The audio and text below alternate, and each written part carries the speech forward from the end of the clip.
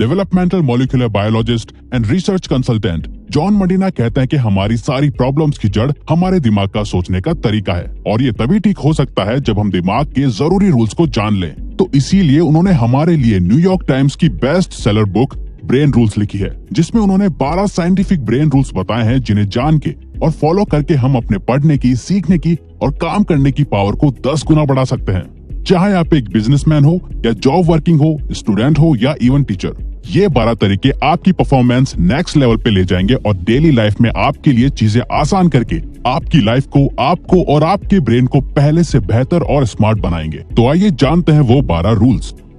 Rule number 1, हम इंसानों का दिमाग एक सर्वाइवल ऑर्गन है जो समय के साथ इवॉल्व हुआ है। हम इंसानों के इवॉल्व यानी कि विकसित होने के साथ ही हमारे सोचने का तरीका और सर्वाइवल की टेक्निक्स भी पहले से इवॉल्व और अलग हुई हैं। चाहे हम इस वर्ल्ड में सबसे ताकतवर ना हो, लेकिन हमने वक्त के साथ सबसे ज्यादा स्ट्रॉन्गेस्ट ब्रेन डेवलप किया है और यही हमारे सर्वाइवल का भी रीजन है, चाहे फिर वो हमारी हिस्ट्री हो या हमारा आज। हमारा एक्शंस को एनालाइज करना और जिंदा रहने के लिए दूसरे इंसानों के साथ कोऑपरेट करना ही हमारी हजारों सालों से सर्वाइवल स्ट्रेटजी रही है, ताकि हमें सर्वाइव करने के लिए मदद मिले और जिंदा रहने के लिए कि हम अपने जीन्स को आगे भी बढ़ा सके। और अगर हमारा एनवायरनमेंट और आसपास के लोग हमारे गोल्स को सपोर्ट करते हैं तो हमारी प्रोडक्टिविटी और क्रिएटिविटी भी बूस्ट होती है। लेकिन अगर हमारे यही रिलेशंस, कनेक्शंस और अंडरस्टैंडिंग दूसरे लोगों के साथ सही ना हो तो वो ग्रुप और एनवायरनमेंट हमारे ब्रेन और हमारी लाइफ दोनों को बेकार बना देता है और यही चीज हमारी वक्त से पहले डेथ का भी रीजन बन सकती है। तो सिर्फ स्ट्रॉन्गेस्ट ब्रेन सर्वाइव करते हैं, ना कि strongest bodies. Rule number 2, exercise करना हमारे ब्रेन की पावर को बढ़ाता है। रिसर्चर्स ने 2 तरीके की पॉपुलेशन पे एक स्टडी की जो एक दूसरे से अलग लाइफस्टाइल जीते थे। ग्रुप ए में वो लोग थे जो रोजाना फिजिकल एक्सरसाइज करते थे और हाईली एक्टिव रहते थे, और वहीं दूसरी तरफ ग्रुप बी में वो लोग थे जो कोई भी फिजिकल एक्सरसाइज या एक्टिविटीज नहीं करते थे। तो रिसर्चर्स ने पाया कि ग्रुप ए का कॉग्निटिव स्कोर ज्यादा था ग्रुप बी के मुकाबले। वैसे तो हमारा ब्रेन रोज 19 किलोमीटर चलने के लिए बना है, लेकिन अगर हम हफ्ते में 2 से 3 दिन 30 मिनट भी कोई फिजिकल एक्सरसाइज करें तो हम अपने दिमाग की एनर्जी को बढ़ा के सोचने और सीखने की पावर को बढ़ा सकते हैं, क्योंकि एक्सरसाइज ब्रेन में ब्लड पहुंचाती है और फिर वही ब्लड एनर्जी ग्लूकोज की मदद से ब्रेन में टॉक्सिक सेल्स को खत्म करती है, ताकि ऑक्सीजन का फ्लो हमारे ब्रेन से ब्रेन फॉग और थिंकिंग ब्लॉक क्लियर कर सके। साथ ही ब्रेन में ज्यादा न्यूरॉन्स पहुंच सके और वो न्यूरॉन्स हमारी क्रिएटिविटी और मेंटल शार्पनेस को बढ़ा सके। रूल नंबर 3, अच्छी नींद हमारी सोच को सही और प्रोडक्टिव बनाती है। प्रॉपर स्लीप ना मिलने के कारण ब्रेन हमारे फोकस करने की power, brain functions, memory, mood और इवन लॉजिकल थिंकिंग को भी वक्त के साथ डैमेज करता जाता है। एक स्टडी में ये तक पता चला कि सिर्फ 26 मिनट स्लीप नैप लेने से नासा के पायलट्स की परफॉर्मेंस 34% तक बढ़ गई थी। तो अगर आप भी दिन भर थका हुआ फील करते हो या दोपहर में आपके सोने का मन करता है तो ये कॉमन है, क्योंकि दोपहर 3 बजे के आसपास दिमाग में बायोकेमिकल्स के बीच एक जंग चल रही होती है, जिसमें एक तरफ जगे रहने की कोशिश होती है तो दूसरी तरफ सोने का मन करता है। तो उस वक्त अगर पॉसिबल हो तो हमें कुछ देर की झपकी जरूर लेनी चाहिए। डॉक्टर मरीना का कहना है कि असल में हमारा ब्रेन सोने के दौरान भी रेस्ट नहीं कर रहा होता, वो दिन भर की इंफॉर्मेशन को प्रोसेस और चीजें लर्न कर रहा होता है।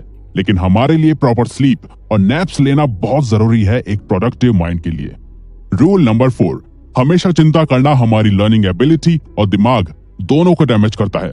हमारा ब्रेन लगभग सिर्फ 30 सेकंड्स तक चलने वाले स्ट्रेस से निपटने के लिए ही बना है, ज्यादा लंबे समय तक रहने वाले स्ट्रेस के लिए नहीं, क्योंकि ज्यादा स्ट्रेस लेना हमारे ब्रेन की ब्लड वेसल्स को खराब कर देता है और इसके कारण हमें हार्ट अटैक भी आ सकता है। अगर आपको घर में, क्लास में या जॉब में आपको रोजाना काफी ज्यादा स्ट्रेस एक्सपीरियंस करना पड़ता है तो यही स्ट्रेस आपके लाइफ में सक्सेसफुल होने के चांसेस को भी इफेक्ट करता है। मतलब अगर आपके घर का एनवायरनमेंट ठीक नहीं है तो उसका स्ट्रेस आपकी जॉब में या क्लास में आपको परेशान करेगा और आपकी परफॉर्मेंस और प्रोडक्टिविटी को खराब करेगा, क्योंकि ज्यादा स्ट्रेस से कोर्टिसोल बढ़ने के कारण हिप्पोकैम्पस में सेल्स डैमेज होने लग जाते हैं और हमारे ठीक से सोचने और याद करने की एबिलिटी कमजोर होने लग जाती है।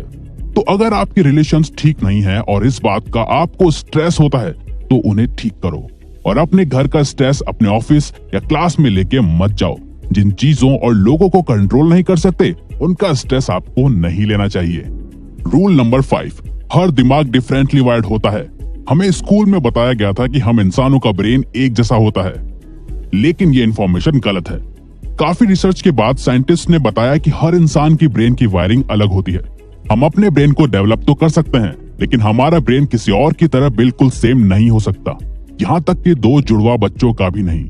डिफरेंट ब्रेन वायरिंग को हमारा एजुकेशन सिस्टम इग्नोर करता है ग्रेड सिस्टम के थ्रू, जहां हमारे इंटेलिजेंस को हमारे टेस्ट और एग्जाम्स के मार्क्स एंड परसेंटेज से नापा जाता है, जबकि हर स्टूडेंट का, एम्प्लॉय का या कस्टमर का ब्रेन डिफरेंटली वायर्ड होता है, जिस वजह से businesses like Amazon world wide करोड़ों लोगों की इंफॉर्मेशन और इंटरेस्ट जान के सक्सेसफुल कंपनी बनी है।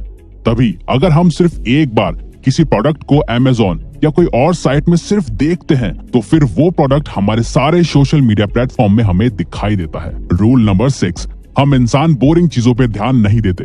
हम सिर्फ उन्हीं चीजों पे ध्यान देते हैं जिनके पीछे हमारा इंटरेस्ट, प्रॉफिट, इमोशन या कल्चर जुड़ा हुआ हो। इस बात से फर्क नहीं पड़ता कि आप कौन हो, आपका ब्रेन कॉन्शियसली या सबकॉन्शियसली इन क्वेश्चंस पे फोकस करता है।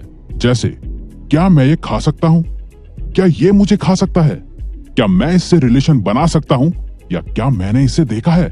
और इंटरेस्ट या रीजन ढूंढता है। ब्रेन मल्टीटास्किंग के लिए नहीं बना, लेकिन फिर भी ऑफिसेज और स्कूल्स मल्टीटास्किंग करना एनकरेज करते हैं। मल्टीटास्किंग हमारी गलती और फेलियर के चांसेस 50% तक बढ़ा देती है। रूल नंबर 7, हमें कुछ भी सीखने के लिए या याद रखने के लिए इंफॉर्मेशन को रिपीट करना चाहिए। हमारा ब्रेन कुछ इंपॉर्टेंट इंफॉर्मेशन को ही ज्यादा देर तक स्टोर करके रखता है, बाकी की अनइम्पोर्टेंट चीजों को हमारी शॉर्ट टर्म मेमोरी इरेज करना शुरू कर देती है। तभी विजन बोर्ड, रिटन गोल्स या रिमाइंडर्स जरूरी है हमारे ब्रेन को याद दिलाने के लिए कि ये इन्फॉर्मेशन इंपॉर्टेंट है। अगर आपको किसी चीज को याद करना है या किसी चीज को सीख के उसमें बेस्ट बनना है, तो आप उस चीज को हर कुछ देर बाद रिपीट करो, जिससे कि प्रैक्टिस हो सके और बार बार एक ही चीज पे ध्यान रखा जा सके। रूल नंबर 8, हमारे सभी सेंसेस एक साथ काम करते हैं, तो हमें उन सभी का पूरी तरह से यूज करना चाहिए। हमारी स्मेल करने की सेंसेस ही बटरी पॉपकॉर्न से सीधा हमें मूवी थिएटर की याद दिलाती है, या बारिश और फूलों की खुशबू हमें किसी पर्सन, सिचुएशन और जगह की याद दिलाती है। तो अगर आपको पढ़ते वक्त या काम करते वक्त कुछ याद करना हो, तो आप उसके साथ एक स्मेल या फ्रेग्रेंस को जोड़ सकते हो। अब चाहे ये आपका परफ्यूम हो या रूम कैंडल, आपको जब भी वो स्मेल आएगी, आपको पास्ट में हुई इंफॉर्मेशन याद आएगी, और इसके चांसेस 10 से 50% भी हो सकते हैं। रूल नंबर 9, हमारी देखने की सेंस हमारी सभी सेंसेस से ज्यादा होती है। हम विजुअली देखी गई इंफॉर्मेशन को ज्यादा याद रखते हैं कंपेयर टू सुनी गई या पढ़ी हुई। आपको बायोग्राफीज पढ़ के शायद याद नहीं होगा कि कौन से पेज नंबर पे एग्जैक्टली क्या बात या सिचुएशन लिखी थी, लेकिन अगर उसी बायोग्राफी पे कोई फिल्म बनी होगी, तो उस मूवी के सीन्स आपको अच्छे से याद होंगे, क्योंकि हमने अपनी हिस्ट्री में जानवरों, खाना, खतरा, सिचुएशन और इंसानों को देखने के बाद ही जाना है कि हमारे लिए क्या सही है और क्या नहीं, और फिर उसी विजुअल पावर को हमने आर्ट या लिटरेचर में कन्वर्ट किया, ताकि हम चीजों को विजुअली याद रख सकें। रूल नंबर 10, म्यूजिक सुनना या कंपोज करना हमें स्मार्ट बना सकता है। डॉक्टर मरीना की वाइफ भी एक क्लासिकल म्यूजिक कंपोजर रह चुकी हैं, और उन जैसे ही काफी म्यूजिशियंस को ऑब्जर्व और स्टडी करके ही ऑथर ने जाना कि हमारा म्यूजिक टेस्ट हमारी पर्सनैलिटी को शो करता है, और म्यूजिक हमारी मेमोरी और स्किल्स को शार्प भी कर सकता है। म्यूजिक कंपोज करना हमारी रीडिंग एबिलिटी, मैथ्स और इमोशनल इंटेलिजेंस को बढ़ा सकता है, और म्यूजिक सुनना हमारे मूड को चेंज और वोकैबुलरी इंप्रूव कर सकता है। ये एज टू एज और इंटरेस्ट में डिपेंड करता है।